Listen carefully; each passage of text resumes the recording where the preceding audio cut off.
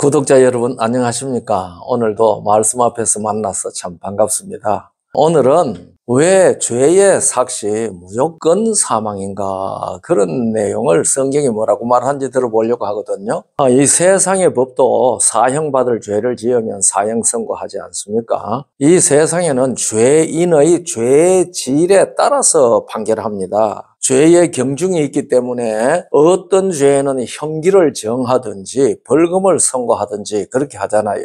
그런데 성경은 일괄적으로 죄의 삭은 사망이다, 그렇게 단언했습니다. 우리가 사랑과 자비의 하나님께서 너무 하신 것이 아닌지 의아해하는 사람들이 있는 것 같아요. 왜 그럴까요? 왜 성경은 죄의 삭은 사망이다, 그건 무조건입니다. 전에도 살펴본 대로 로마 5장 12절에 한 사람으로 말미암아 죄가 세상에 들어오고 죄로 말미암아 사망이 왔나니 이와 같이 모든 사람이 죄를 지었으므로 사망이 모든 사람에게 이르렀느니라. 그런데 모든 사람이 죄 지은 죄의 경중이 다 다르잖아요. 어떻게 모든 사람이 죄를 지었는데 사망이 모든 사람을 사형을 해야 되는 겁니까? 우리가 로마서 6장 23절에 있는 말인데요, 죄의 삭은 사망이요 하나님의 은사는 그리스도 예수 우리 주 안에 있는 영생이라고 했는데, 왜 죄를 지은 사람은 다 무조건 사망해야 하느냐? 죄를 지은 사람이라기보다가 죄인은, 이렇게 표현하는 것이 더 맞을 겁니다. 성경이 가르치는 죄인은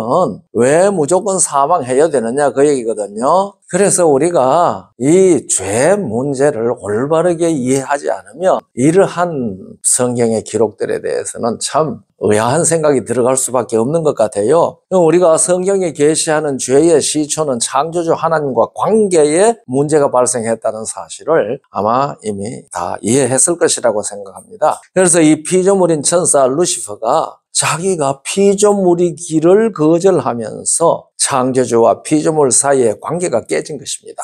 창조주께서 하나님의 형상대로 창조하시고 영원한 생명을 주셨는데 자기가 여호와 하나님의 피조물이기를 거절하니까 창조주께서는 창조해 주신 존재와 생명을 반납받으실 수밖에 없잖아요. 나는 피조물이 아니다, 나는 창조주가 창조한 건 나는 인정 못해, 이렇게 얘기를 하면은 자기의 창조된 존재와 생명을 반납할 수밖에 없잖아요. 창조주께서 그 반납받는 게 심판이라고 제가 말씀을 드렸습니다. 그걸 반납하고 나면은 존재가 없어지지요. 그것이 죽음입니다. 우리가 이사야 59장 2절을 보면은 오직 너의 죄악이 너희와 너희 하나님 사이를 내었고 너희 죄가 그 얼굴을 가리워서 너희를 듣지 않게 하심이니, 그렇게 말했거든요. 그래서 이 죄는요, 하나님과 관계가 틀어진 것을 지적한 말씀인데, 어떤 관계가 틀어졌는가 하면은 하나님은 창조주시고 우리 사람들은 다 그의 피조물입니다. 그런데 이 피조물이 이 루시퍼 사탄의 유혹에 빠져가지고 사탄이 자기가 피조물이기를 거절했던 것처럼 이 땅에 아담 부부도 피조물이기를 거절하게 했습니다. 그래가지고 찾아와서 한 얘기가, 하나님이 동산 안에 있는 모든 나무의 실과를 먹지 말라 하시더냐, 그러니까 동산 중앙에 있는 나무의 실과는 먹지도 말고 만지지도 말라고 하셨다, 그렇게 이제 대답을 하지 않았습니까, 여자가? 그러니까 그것을 먹으면은 하나님과 같이 된다, 그렇게 유혹했잖아요. 하나님과 같이 된다는 말은 하나님과 동등한다는 말이거든요. 그것이 바로 이 루시퍼가 하늘에서 주장한 것이죠. 하나님과 동등하려고 하면은 하나님의 창조를 거절해야 됩니다. 그래야지 자기도 하나님과 같은 존재가 된다. 다시 말하면 스스로 있는 존재가 된다. 그걸 주장하는 거잖아요. 그것이 이사야 59장 2절에 있는 말씀대로 너희 죄가 하나님의 얼굴을 가려워서 너희를 듣지 않게 하셨다, 그런 얘기죠. 하나님과 관계가 깨졌어요. 무슨 관계? 창조주와 피조물의 관계를 부인한 겁니다. 그래서 죄의 삭은 사망이다, 성경 그렇게 말했거든요. 그러니까 이 죄를 사람이 율법을 범했다든지 도덕적으로 부도덕질한 것을 했다든지 이런 데서 죄를 보면은 성경이 말하고 있는 죄의 삭은 사망이라고 하는 것이 합리적으로 바르게 이해가 안 됩니다. 하나님과 사람 사이에 관계를 맺는 방법이 언약입니다. 성경에 언약이라는 말이 여러 번 나오는데 그것은 관계를 맺는 방법을 뜻하는 말이거든요. 그런데 창조주께서는 천사를 사람보다 조금 낮게 창조하셨다고 시편 8편 4절 5절에 기록되어져 있습니다. 거기에는 천사를 사람보다 조금 낮게 창조하셨다라고 기록된 것이 아니고 사람이 천사보다 조금 못하게 창조되었다라고 기록되어 있으니까 천사가 사람보다 좀 낮게 기록된 것 아니겠습니까? 그러니까 창조주께서는 사람과도 언약을 맺으셨잖아요. 아담과 언약을 맺었다고 호세아 6장 7절에 되어 있거든요. 그 언약은 영생하는 생명의 생기를 사람에게 주시는 것으로 이루어졌습니다. 우리가 요한 1서 2장 25절에 그가 우리에게 약속하신 것은 이것이니 곧 영원한 생명이라고 하지 않았습니까? 이 구절은 곧 사람에게 하나님께서 영생의 생명을 주셨다는 말이거든요. 언약의 다른 표현입니다. 약속하신 것은 하지 않았습니까? 그래서 하나님께서 사람과 맺은 언약은 사람에게 영원한 생명, 영생을 준 것입니다. 그런데 아담 부부가 이 약속을 깨뜨리도록 유혹한 것이 뱀의 유혹입니다. 뱀의 속임수에 여자가 넘어간 것이죠.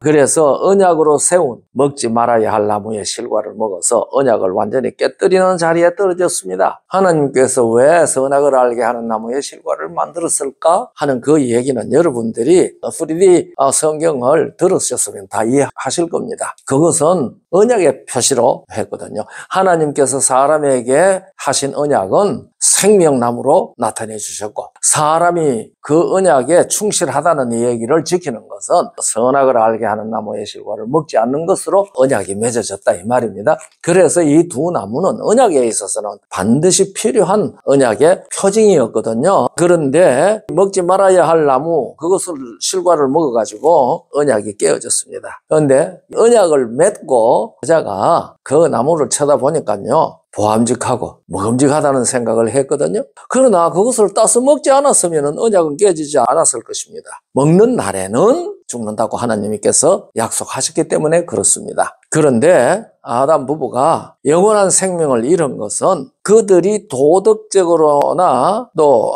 법률적으로나 어떤 도덕적 입장에서 보는 그런 악한 행위를 했기 때문이 아닙니다. 그 실과를 먹은 것이 악한 행위는 아니잖아요. 이 지구의 사람이 저지른 최초의 죄는 도덕적으로 악을 행한 것이 아니고 창조주와의 관계를 끊은 것입니다. 자기가 피조물이기를 거절했죠. 하나님과 같이 되어 그랬잖아요. 창조주의 허락 없이 먹었으니까 도둑질한 악이라고 말할 수 있을 것이기도 하고요. 또 그렇게 말할 때는 아니라고 할 수도 없을 것입니다. 그러나 그들이 저지른 것은 하나님의 말씀을 무시한 것이고요. 뱀이 여자에게요 하나님의 말씀을 무시하게 한 것이에요. 오늘날 이 얘기를 할 때 사람들은 선악과에 초점을 맞추는데 이 사탄은 선악과에 초점을 맞춘 게 아니고 하나님의 말씀에 초점을 맞추고 하나님의 말씀을 무시하게 했습니다. 그러나 하나님께서 그들에게 생육하고 번성하여 땅에게 충만하라고 말씀하시지 않았습니까? 그러니까 이 지구상의 모든 사람들은 아담 부부에게서 생육에서 시작했습니다. 그리고 그의 자녀들도 연속적인 생육에서 땅에 충만하도록 하셨거든요. 그러니까 아담이 생육하고 번성하게 할 그 생명은 영생의 생명이었는데 언약을 깨뜨림으로 말미암아 잃어버렸습니다. 그래서 죄가 사망이 된 거죠. 아담에게서 출생하는 사람 치고 영원한 생명을 가지고 출생할 사람이 하나도 없거든요. 그러니까 그 사람들은 태어나면서부터 뭐 할 자로 태어나는 거 아니에요. 죽을 자로 태어나는 겁니다. 이것이 죄의 삭선 사망이라고 하는 그 말씀의 뜻입니다. 왜 일괄적으로 성경은 죄 지은 사람들을 다 사망이라고 하느냐? 그 이유를 우리 구독자들께서는 다 이해하셨으리라고 생각을 합니다. 그것은 도덕적으로 경중을 따질 수 있는 죄가 아니고 생명과 존재 문제의 근원에서 이해해야 되는 것입니다. 그래서 아담의 씨로 태어난 모든 사람 치고 다 사망하지 아니할 사람 하나도 없습니다. 그래서 예수님께서 우리를 구원하러 오셨는데 그것은 우리의 도덕적 죄를 용서해 주시는 데 초점이 있는 게 아니고요. 물론 그것도 하십니다. 그러나 아담 안에서 죽은 것을 예수님 안에서 살게 하는 것, 그것이 구원입니다. 그래서 예수님께서 요한복음 5장 24절에 내 말을 듣고 내 보내신 이를 믿는 자는 사망에서 생명으로 옮겼다고 말씀하신 것입니다. 우리 구독자 여러분, 이 죄의 본질을 이해하시고 구원이 무엇인지 구원의 본질도 이해하셔서 우리가 다 진정으로 사망에서 생명으로 옮기는 귀한 복을 다 누리도록 복 주시기를 간절히 바랍니다. 감사합니다.